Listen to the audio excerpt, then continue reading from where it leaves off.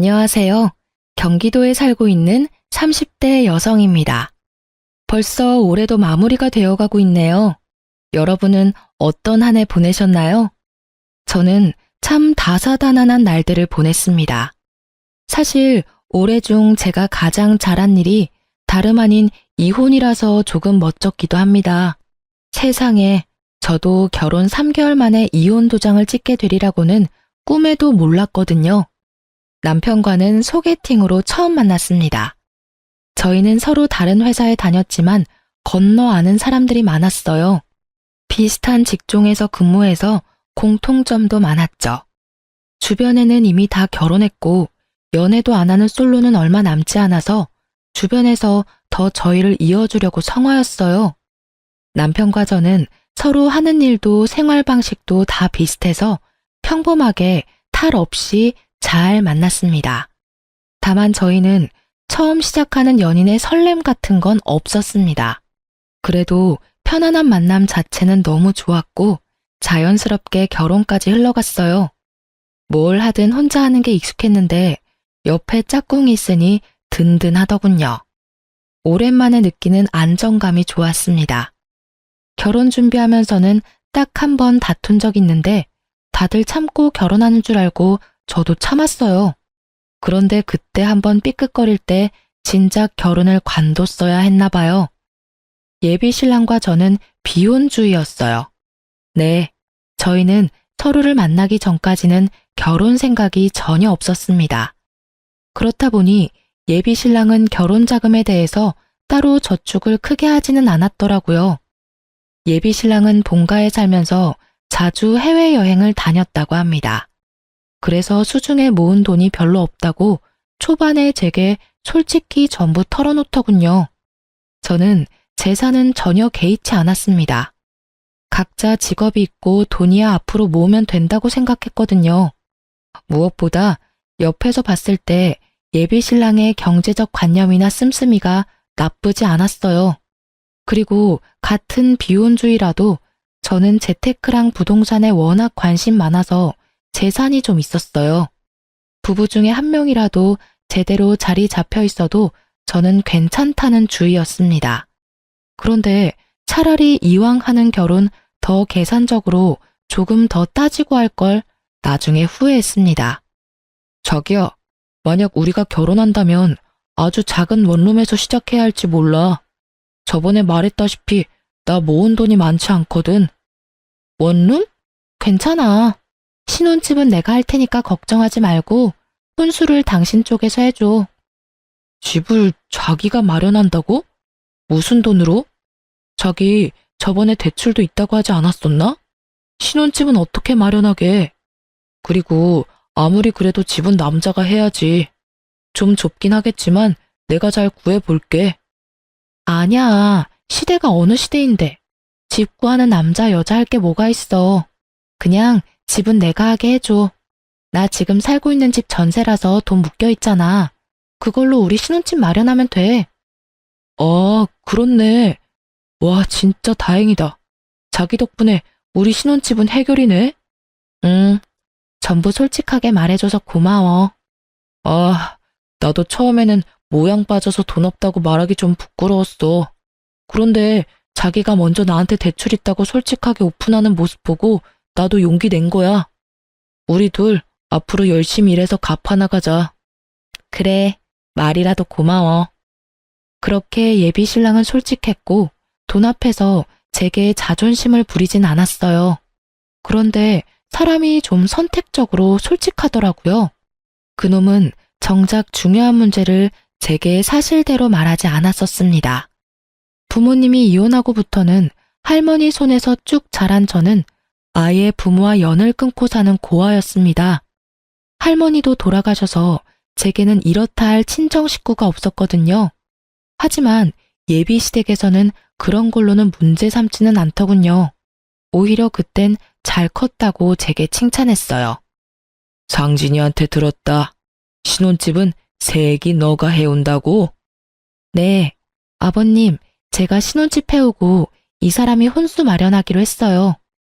상진이 넌 아무리 그래도 그렇지. 여자한테 집을 해오게 만들면 어떡해?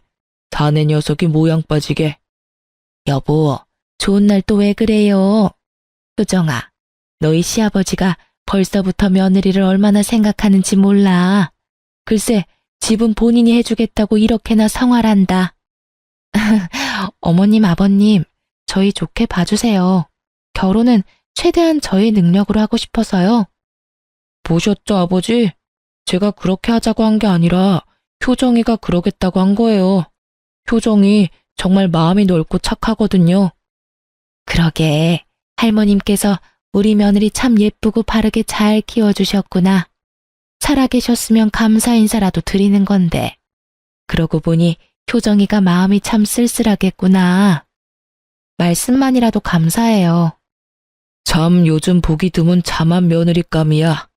세아가, 내 아들이 아직은 가진 게 별로 없지만 이제 결혼하면 마음 잡고 살 테니 걱정하지 마라. 너 고생시키며 살 놈은 절대 아니야. 그런데 말이야, 제사 이야기는 우리 상진이한테 들었지? 네? 아, 제사요? 1년에 서너 번 있다고 들었어요. 아니, 서너 번이라니? 어머, 서너 번은 무슨. 상진이 너 효정이한테 지금까지 말 안 했어? 내가 자기한테 서너 번이라 했었나? 아, 기억이 잘 나질 않네.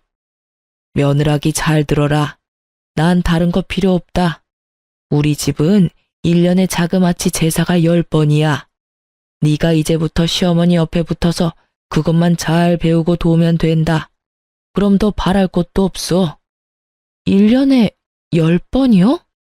그는 분명 제게 제사가 서너 번 있다고 말했었는데 알고 보니 10번이 넘더군요. 서너 번은 어떻게 잘 넘길 수 있다지만요. 맞벌이 하면서 10번씩이나 제사에 제가 참여해야 한다는 사실에 처음엔 머리가 어질했습니다. 당신 왜 제일 중요한 말을 숨겼어? 내가 뭘? 제사 말이야. 1년에 10번은 넘게 하는데 10번 정도는 꼭 내가 도와줘야 한다잖아. 숨기다니 정확하게 말 못해준 것 뿐이지. 숨긴 건 아니야. 그리고 며느리로서 시댁 제사 참여하는 건 당연한 거지. 뭐? 이렇게 중요한 건 나한테 미리 말해줬어야지. 미리 말해줬으면 뭐 결혼 안 한다고 프로포즈 거절이라도 하게. 뭐? 지금 그런 말이 아니잖아. 제사 지내는 거 미디어에서 별일인 양 떠들어대는데 사실 진짜 별거 아니야. 다 같이 준비하는데 힘들 게 뭐 있어? 자기 좀 의외다. 거짓말은 못하는 사람인 줄 알았는데 모든 부분에서 솔직한 건 아니구나. 뭐? 너 은근히 기분 나쁘게 얘기한다. 너야말로 섭섭하게 왜 자꾸 나를 나쁜 사람인 것처럼 말해. 제사가 그렇게 하기 싫어? 설마 너 신혼집 네가 해온다고 제사도 못하겠다 이런 마인드인 거니? 여기서 신혼집 이야기가 왜 나와? 아, 그렇잖아. 신혼집 내가 있어도 네가 이런 식으로 나한테 갑질했을까? 자격지심인 건지 갑질이라는 표현을 쓰면서까지 예비 신랑이 매우 씩씩거리더군요. 여러분이 보기에도 집 해오는 조건으로 제가 갑질하는 걸로 보이시나요?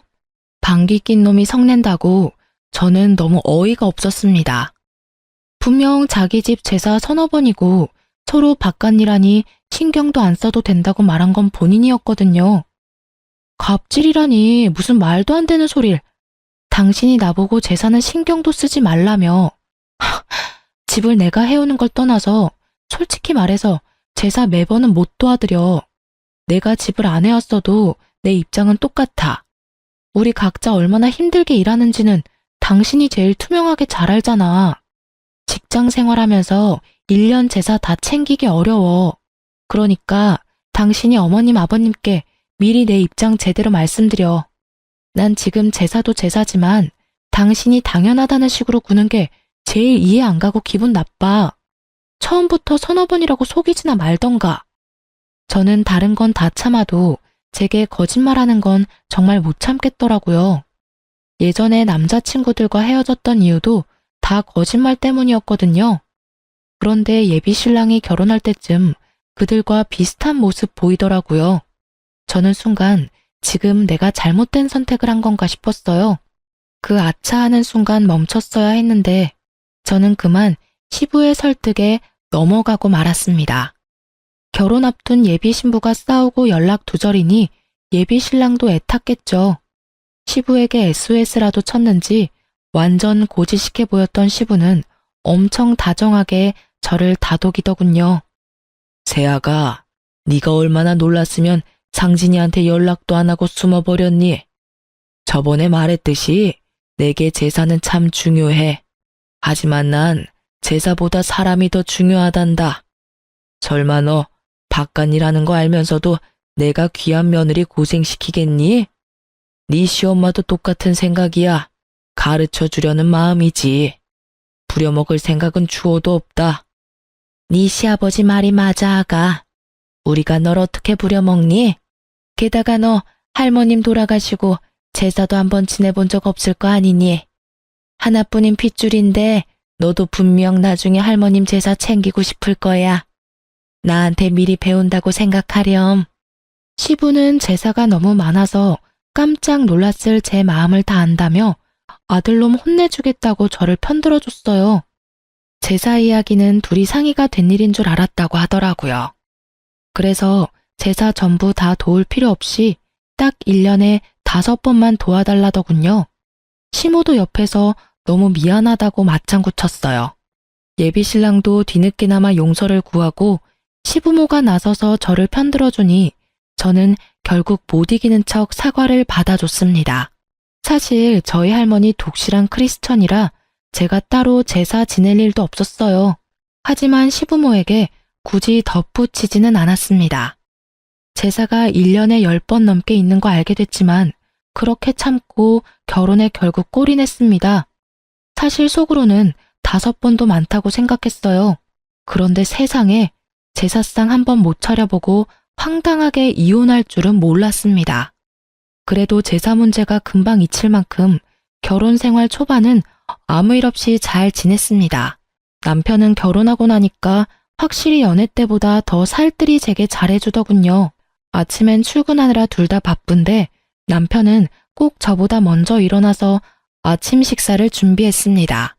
평소에 제가 제일 약한 부분이 잠이에요.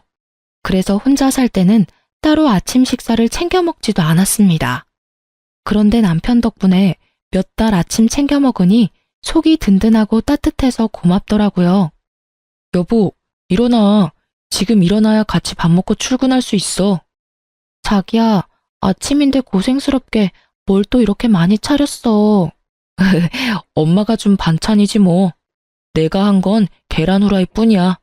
맛있게 먹어. 오늘도 화이팅하자. 응, 고마워. 나도 자기처럼 아침에 일찍 일어나고 싶은데 쉽게 눈이 안 떠져. 자기 원래 아침잠 많잖아. 괜찮아. 아침은 나한테 맡겨. 그때까지만 해도 저는 남편이 차려주는 아침이 그의 사랑이 담긴 배려라고 생각했어요.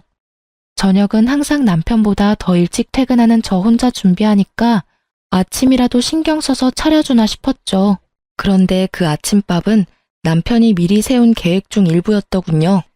신혼 초 사랑 담긴 순수한 아침밥이 아니라 그건 일종의 뇌물 같은 거였나 봐요. 남편은 점점 숨겨둔 본색을 드러냈습니다.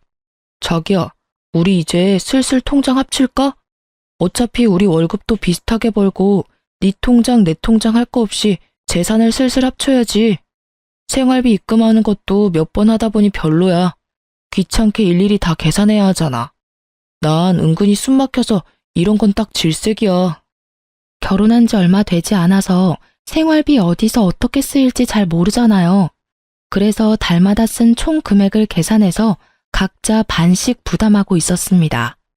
그렇게 1년 동안 생활 방식을 보고 적정 금액 정해서 생활비 각출하기로 했는데 남편은 갑자기 통장을 합치자더군요. 어차피 계산도 제가 다 하는데 귀찮다면서요. 게다가 저희는 월급이 비슷하지도 않았어요. 남편 월급은 300만 원 언저리고 제 월급은 400만 원이 훌쩍 넘었죠. 비슷한 직종이니까 버는 돈이 너무 차이가 나면 상대방이 민망할까봐 결혼 전에는 제가 비슷하다고 말했었어요. 응? 난 지금도 괜찮은데? 1년 동안은 이렇게 하기로 했잖아. 에이, 그러지 말고 합치자. 당신은 저녁 장 보고 나는 아침 장 보고. 그런 것도 더해서 반 나누는 거 솔직히 좀 그래. 그래? 당신이 아침 장을 따로 본 적이 있어?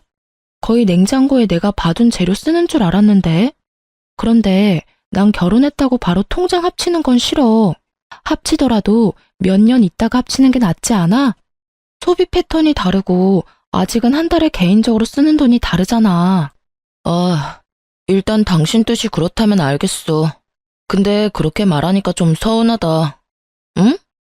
난 같이 잘 살아보고 싶어서 말한 건데 당신은 좀 선 긋는 것 같아서 서운해. 선 긋는 게 아니라 됐다. 그만 얘기하자. 저는 제가 당장 달에 개인적으로 쓰는 돈이 많아서 그렇게 말한 건데 남편은 제가 선을 긋는다고 서운해하더군요. 삐진 남편은 제게 한동안 툴툴거렸습니다. 그래서 저는 좀 더 꼼꼼하게 생활비를 제외하고 각자 한 달에 쓰는 돈들에 대해서 남편과 다시 의논해야겠다고 생각했어요. 각 잡고 이야기하는 것보다 자연스럽게 아침 식사를 같이 준비하면서 얘기를 꺼내는 건 어떨까 싶어 저는 평소보다 일찍 일어났어요. 참 그날따라 눈이 번쩍 떠지더군요. 아침부터 주방에서 사부작거리는 소리가 들려서 곧바로 주방으로 갔습니다. 그런데 생각하지도 못한 남편의 충격적인 대화에 온몸이 굳어버렸습니다. 아, 엄마, 내가 언제까지 이 짓을 해야 해? 나도 아침에 더 자고 싶다고. 아니, 아버지는 왜 이런 걸 시켜서 진짜 별 효과도 없어.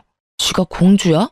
보니까 내가 아침 차려주는 걸 당연하게 생각하는 눈치야. 엄마 지금 통장 합치자는 소리에도 저렇게 딱 잘라서 냉정하게 구는데 내가 엄마 아빠 용돈 드리자고 하면 쟤 아주 난리 날 것 같아. 내가 왜 자꾸 눈치를 보면서 살아야 해? 엄마, 두고 봐. 아들이 어떻게든 통장 합칠 테니까. 그러면 이 짓거리도 이제 끝이야. 그 짧은 통화 내용만 들어도 시댁과 남편이 저를 어떻게 생각하는지 짐작이 가더군요. 너무 심장이 두근거려서 일어난 티도 못 내고 다시 안방에 들어갔습니다. 상황 파악하는데 헛웃음이 나오더군요. 제가 결혼한 사람이 그렇게 앞뒤가 다른 사람이라곤 전혀 몰랐습니다. 그러니까 지금 남편이 돈 때문에 제게 아침 차려주는 쇼를 하고 있었다는 거잖아요.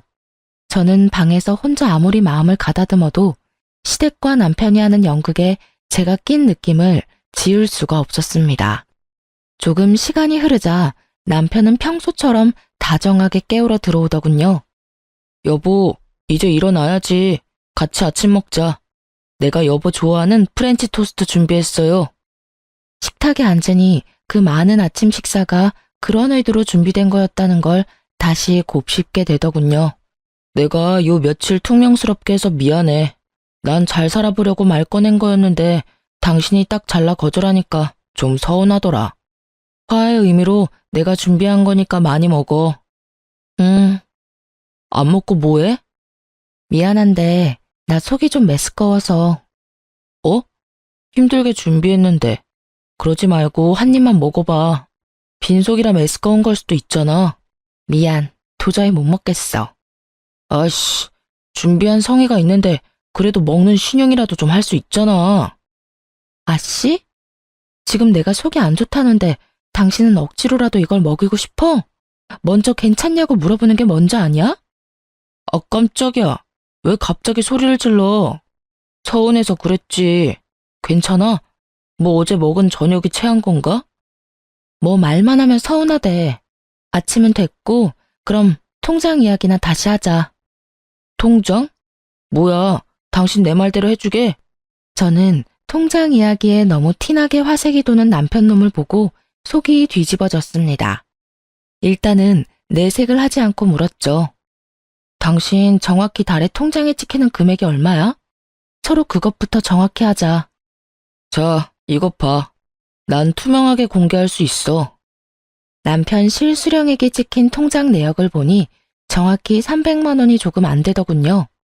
저는 헛웃음을 지으며 제 월급을 공개했어요. 그때는 통장을 합치려는 생각보다 남편이 어떻게 나오는지 보려고 한 거였죠. 뭐야? 세금 떼고도 400만 원이 훨씬 넘네?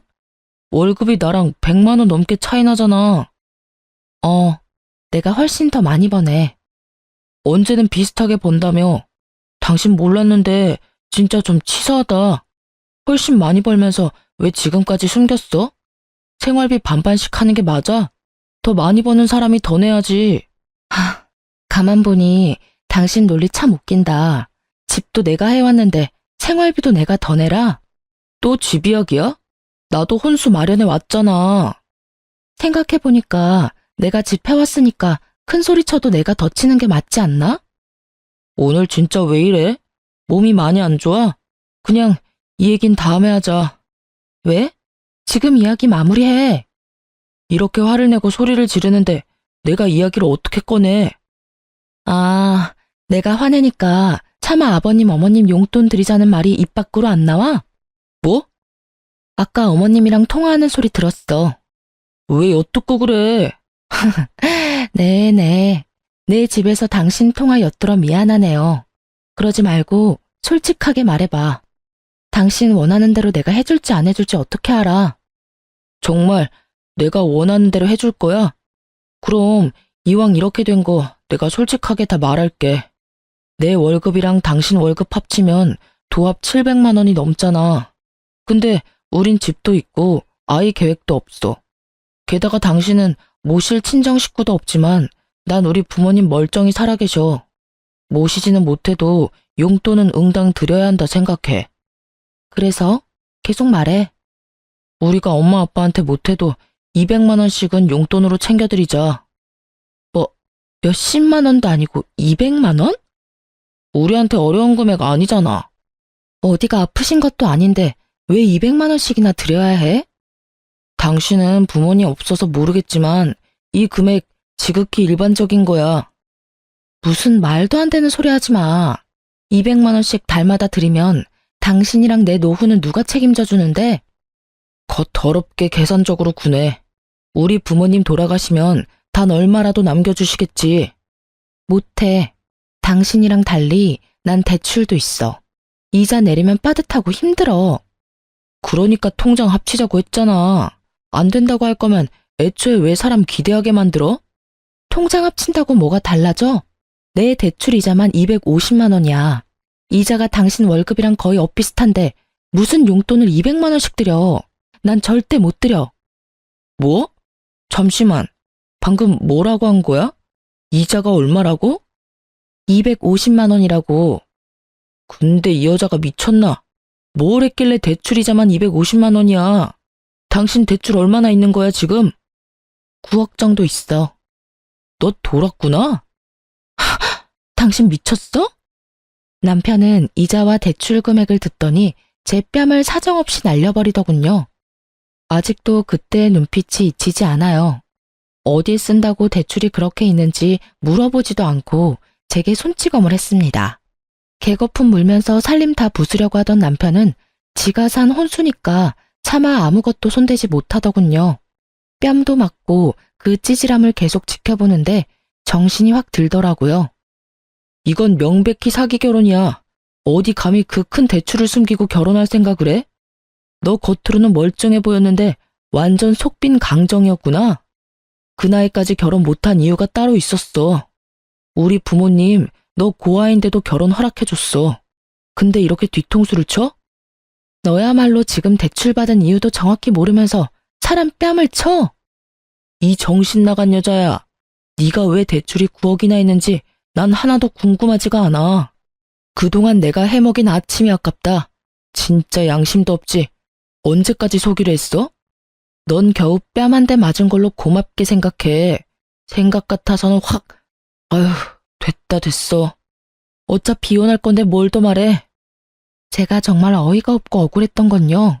저는 사치하거나 투자를 잘못해서 9억이나 빚진 게 아니었어요. 5년 전에 무리해서 땅을 사기는 했지만 건물을 지어 올려서 현재 공시지가로 계산하면 30억이 넘거든요. 건물 소유한 거 소문나봤자 좋을 거 없다는 걸 알아서 주변 지인도 전혀 몰라요. 결혼해서도 건물 이야기는 될 수 있으면 말하지 않았죠. 저는 결혼했다고 해서 나 건물 있어 하고 바로 밝힐 필요는 없다고 생각했거든요. 대출은 당연히 마이너스니까 밝혀야 한다고 생각했고요. 지금 생각해보니 정말 잘한 선택이었어요. 이렇게 구린 놈인 줄 몰랐으니까요. 사실 건물 월세만 대충 계산해도 1,000만 원이 넘게 들어와서 저 한 달 대출 이자에 대해선 전혀 부담이 없습니다. 하지만 남편과 시댁이 꼭 제게 맡겨놓은 돈을 내놓으라는 식이니 절대 도움 주고 싶지 않았어요. 그리고 저를 두고 그들끼리 음흉한 계획을 세웠다는 게 매우 기분 나빴습니다. 그런데 남편놈은 이런 실정을 다 모르고 개거품 물면서 제 뺨부터 올려붙인 거죠. 저는 남편놈이 뛰쳐나가고 시부모에게 곧바로 전화했습니다.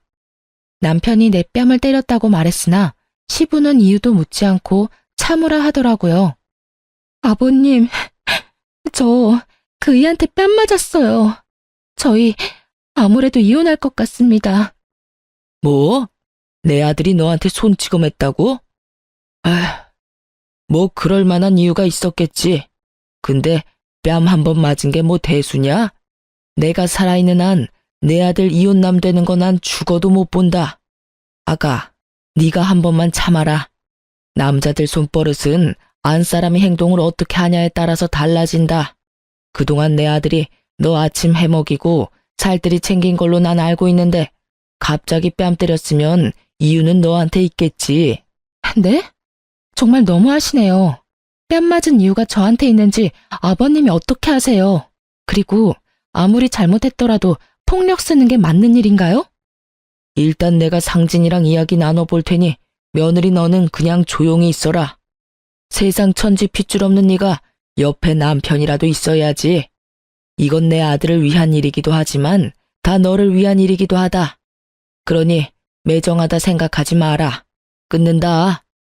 그래도 며느리라고 다정하게 대해준 시부를 조금은 믿었습니다. 하지만 그 아들의 그 아버지라고 둘 다 어리석기는 하더라고요. 시부는 자기 아들 이혼남 만들 수는 없다면서 제게 역정을 냈습니다. 역시 팔은 안으로 굽는다는 걸 그 기회로 제대로 알게 됐습니다. 시부모와 남편 자기들끼리 가족이고 저는 그들에게 이방인이었을 뿐이었죠. 그렇게 집 나간 남편놈은 하루 만에 제게 이혼 서류를 내밀더라고요. 소송으로 가면 번잡하니까 합의 이혼으로 마무리 지어. 도장 찍어. 합의 이혼? 그래, 바라던 바네. 순순히 이혼해준다니까 더 놀랍다. 너 9억 대출 있는 거 설마 이혼하고 나서 나한테 조금이라도 책임 넘기려는 건 아니지? 뭐? 혹시나 해서 이혼한 친구놈한테 내가 물어봤어. 잘못하면 내가 네 빚까지 갚아야 할 수도 있다더라. 그러니까 네 재산 한 푼도 나한테 넘어오지 않도록 재산 분할 포기각 썼어. 내가 이런 것도 안 알아봤을까봐?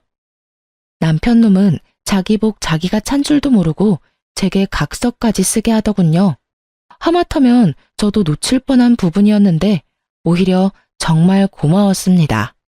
하나는 알고 열은 모르니 남편의 그 멍청함에 많이 웃기는 했어요. 일반적으로 대출도 재산이 꽤 있는 사람이 받는 거잖아요. 제가 그만큼의 대출을 어떻게 받았고 또 어디에 썼는지 끝까지 물어보지 않더라고요. 그래, 너 잘났다. 근데 너 나랑 이혼하면 나중에 후회할걸? 후회는 무슨? 너 지금 우리 아빠 믿고 그러는 거냐? 내 걱정하지 마. 아버지 너 대출 9억이나 있는 거 알고 완전 개거품 무셨어. 여기까지 같이 온다는 거 내가 겨우겨우 말려서 너 오늘 목숨 건진 거라고. 이제 진짜 끝이니까 구질구질하게 붙잡지 마라. 깔끔하게 합의 이혼하면 돼. 그래? 근데 깔끔하지 않은데? 뭐? 저는 깔끔하게 이혼해주려고 냉장고에서 대파 한 단을 꺼내 그놈 뺨을 두들겨 팼습니다. 어이, 이게 무슨 짓이야? 너도 그때 야무지게 내 뺨 날렸잖아. 나도 깔끔하게 이혼하려면 내가 받은 건 돌려줘야지. 왜? 합의 이혼 말고 그냥 소송으로 가고 싶어? 어휴, 내가 똥이 무서워서 피하냐? 됐다. 더러워서 피하고 말지. 그 대화를 끝으로 저는 한 달여 만에 그 머저리랑 이혼했습니다. 그놈이 원하는 대로 각서도 써줬어요. 서로가 원하는 이혼이었기에 이혼 조정 기간도 무리 없이 끝났고 이혼은 확정됐습니다. 결혼하기까지는 정말 시간 걸리던데 이혼은 마음먹으니 엄청 쉽더라고요. 드디어 등본에 전 남편 이름이 삭제되어 저는 혼자 파티를 열었답니다. 다행히 이혼 과정 중에 전 시부모랑도 제가 마주할 일은 없었습니다. 혹시라도 제가 금전적으로 들러붙을까봐 이혼까지 연락 한 통 없었던 것 같아요. 오히려 감사했죠. 그 사람들이 저한테 들러붙을까봐 저도 조마조마했거든요. 저는 바로 신혼집은 세놓고 제 건물 근처 오피스텔로 이사했습니다. 주말에는 왔다 갔다 하며 건물 한번 보고 항상 1층 분식집에서 점심을 간단히 해결했어요. 그런데 진짜 세상에 소름 돋게도 이혼하고 일주일 뒤 제 건물에서 시부랑 딱 마주쳤습니다. 저도 그렇게 마주칠 거라고는 상상도 못했어요. 제가 기존 건물 청소 용역 업체의 계약이 다 끝나서 고심해서 새로운 업체를 구했거든요. 첫날이라 업체 사람들이랑 얼굴도 틀 겸 분식집에서 먼저 밥을 먹고 있었어요. 그런데 하필 그 청소업체에 시부가 속해 있었어요. 김밥 하나 입에 넣자마자 청소하는 시부랑 눈이 딱 마주쳤습니다. 저는 굳이 마주하고 싶지 않아서 못 본 척 고개를 돌렸어요.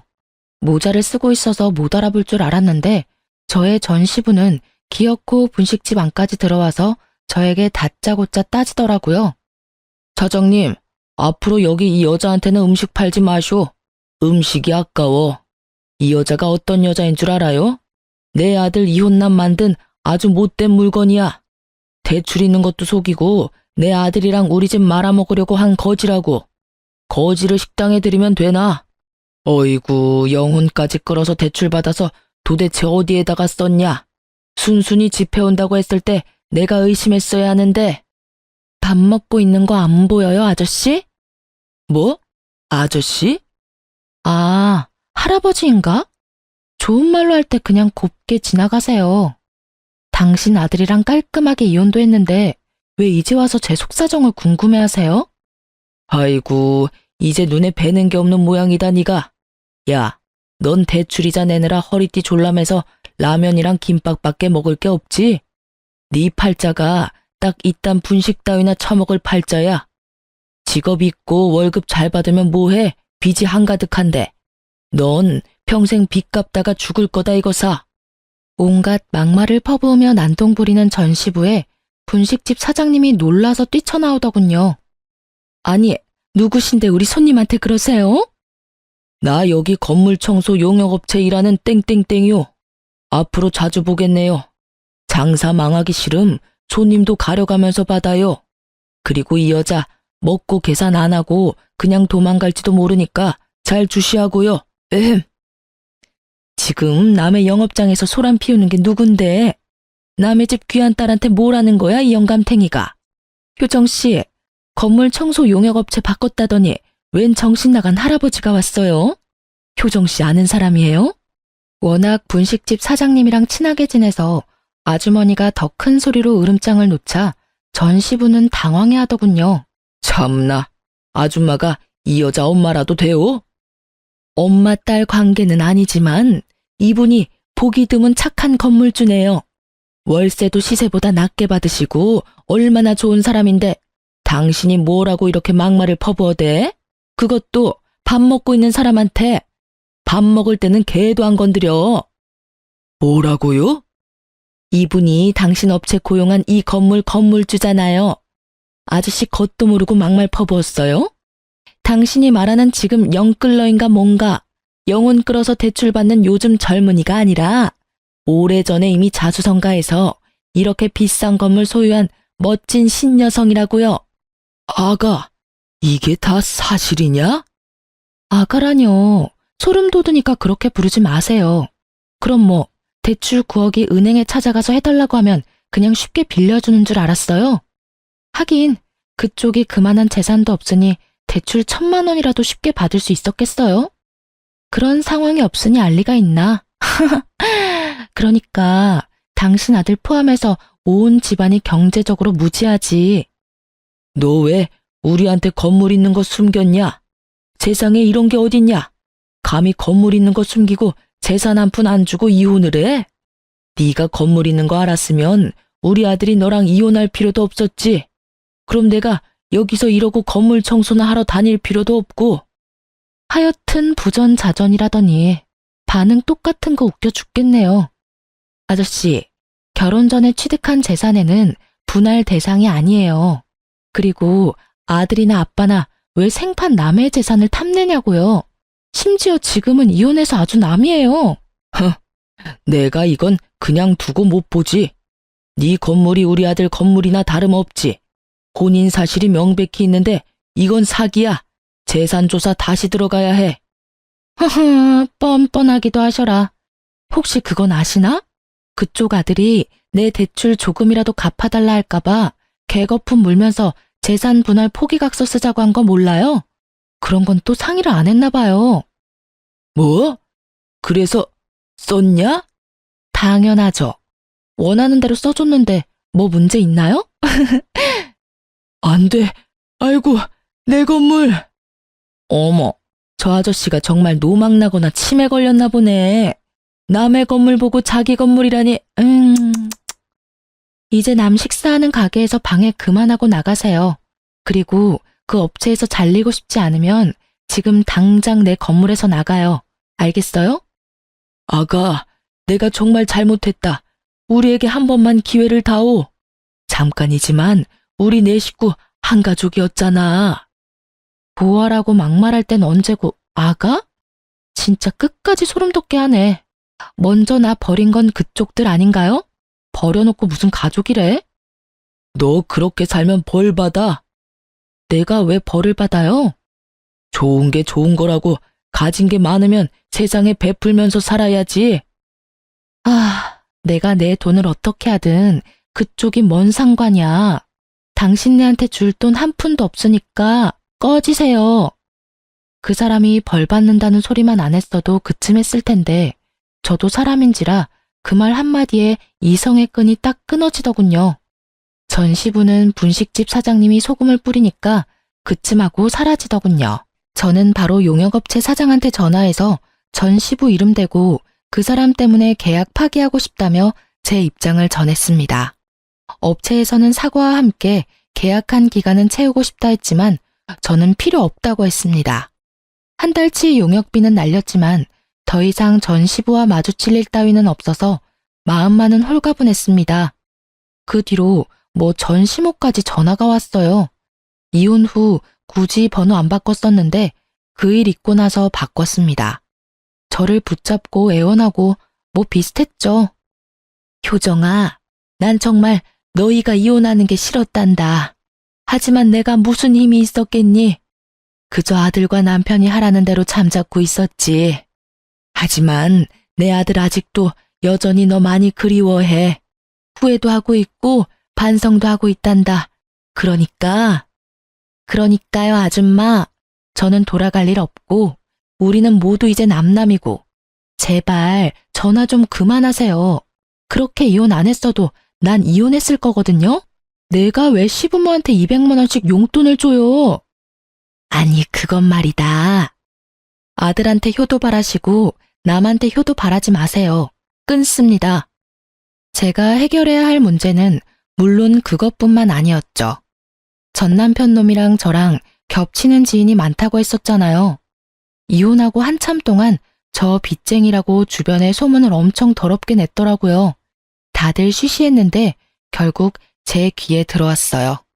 그 덕에 저는 어쩔 수 없이 주변 사람들한테 건물주라는 걸 오픈했습니다. 다들 그럼 그렇지 하고 저를 두둔했고 전 남편이 한심하고 어리석었다 욕하더군요. 전 남편도 제가 건물주라는 걸 시부모와 주변 사람들에게 뒤늦게 전해 듣고 술 먹고 저를 한번 붙잡으러 오긴 했습니다. 여보, 법적으로 남이지만 아직도 여전히 당신은 나한테 여보야. 내가 얼마나 널 아끼고 사랑해줬니? 근데 넌 왜 그렇게 쉽게 져버려? 내가 아무것도 모르고 이혼하자면 당신이 말려주지 그랬어. 내가 너무 애송이었어. 대출도 자산이라는 거 몰랐어.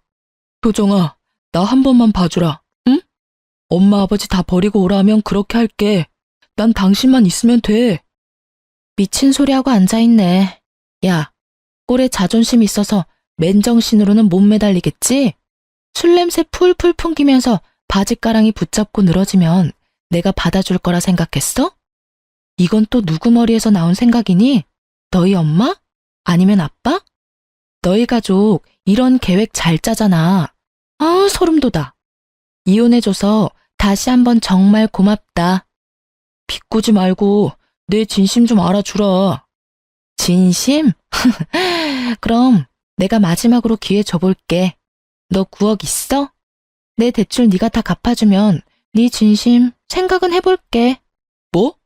내가 9억이 어딨어. 당장 9천만 원도 없는데. 그러니까 이 거지야. 그 나이 먹고 땡전 한 푼 없는 너랑 결혼해줬으면 감사합니다 했어야지. 먼저 내 뺨 올려붙인 게 누군데. 그리고 너 내가 모를 줄 알았어?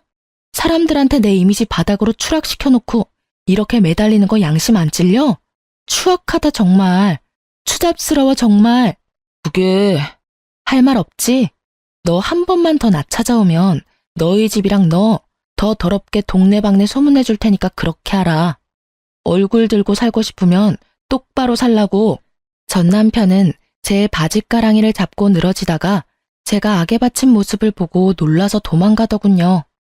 저도 더 독하게 굴어야 더 이상 제게 들러붙지 않는다는 걸 깨달았어요. 그리고 곧바로 접근 금지 신청도 했습니다. 혹시 몰라서 전 남편이 제 재산을 노리고 스토킹한다고 경찰에 신고도 당연히 했습니다. 그렇게 다 조치를 취하자 더 이상 그놈과 그 식구들은 제 앞에 모습을 나타내지 않았어요. 그렇게 겨우 질긴 인연 끊어냈습니다. 주변에 안 좋게 났던 제 소문들도 잠잠해지고 역으로 전 남편의 평판이 안 좋아지더군요. 다 자업자득이라 생각합니다. 시부는 그 청소 용역업체에서 바로 잘렸다고 합니다. 남한테 눈물 나게 했으니 본인도 피눈물 흘리셔야죠.